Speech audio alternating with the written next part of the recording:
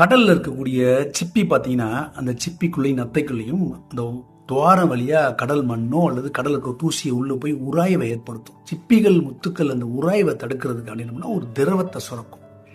அந்த திரவம் சுரந்து சுரந்து கட்டியாகி அதுதான் முத்தா மாறுது.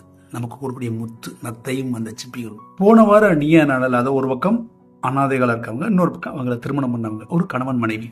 பையன் அந்த இளைஞர் வந்துட்டு சின்ன வயசுலேயே அம்மா அப்பா எல்லாம் இருந்துட்டு அனாதை ஆசைப்பட்டு வளர்ந்தவர், சிரிச்சுக்கிட்டே இருக்கிறப்ப எல்லாத்துக்கும். அப்போ அந்த மனைவி சொல்கிறாங்க, அவர் நான் அழுது பார்த்ததே இல்லை சார்ன்றார். அதுக்கு அந்த பையன் சிரிக்கிறான், அந்த முகத்தில் ஒரு இப்படி சிரிக்கிறான். கோபிநாத் சிரிக்கிறாப்புல, அழுகையே வராதா உங்களுக்கு, அழுகைன்றது என்னன்னு தெரியாதான்னு கேட்குறாப்பா.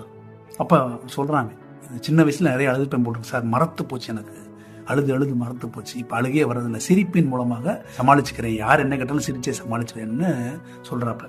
இந்த இளைஞரையை நான் அந்த கடலில் இருக்கக்கூடிய சிப்பி மாதிரி தான் பார்க்குறேன்.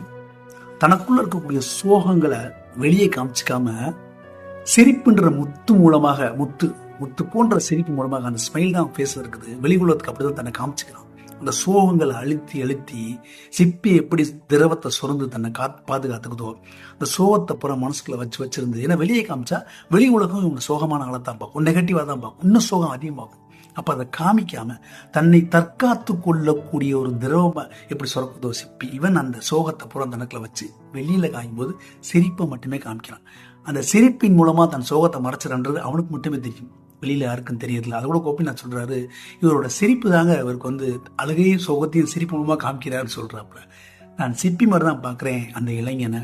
அது ஒரு கலை, அது ஒரு படிக்காமலே அவருக்குள் வந்த கலை, அவர் மனதை தேற்றக்கூடிய கலை. அதை நம்மளும் கற்றுக்கணும். சோகத்தை எல்லாம் வெளியே உள்ள அமைக்கிட்டு அடக்கிட்டு வெளியே காமிச்சிக்காம சிரிப்பு என்ற முத்து மூலமாக வெளி உலகத்தை பார்த்தவென்றால் இந்த உலகம் அழகாக இருக்கும்.